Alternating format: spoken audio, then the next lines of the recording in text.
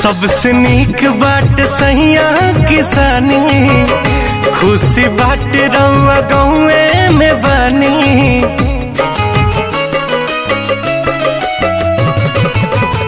सबसे नीक बाट सहिया किसानी, खुशी बाट रउआ घरवे में बानी। मुहारो कमैला के ए जी बहरा में गईला के, मुहारो कमैला के अब बहरा में गईला के।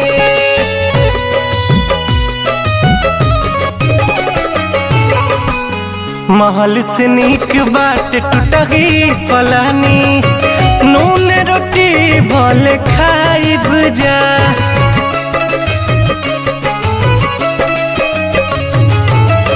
अखिया के सोझा रहब राजरहुआ, समय जिंदगिया बिताइब जा।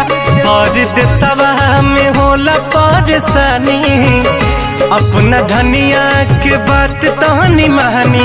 मुहमारो कमैला के दूर देशवा में गईला के, मुहमारो कमैला के ए जी बहरा में गईला के।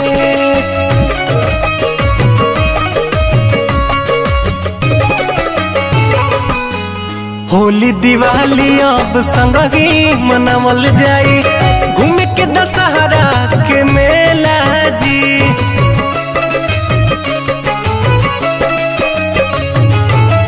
खेती बाड़ी के जी मुमारी बभारी, बाबूजी पड़लन अकेला जी।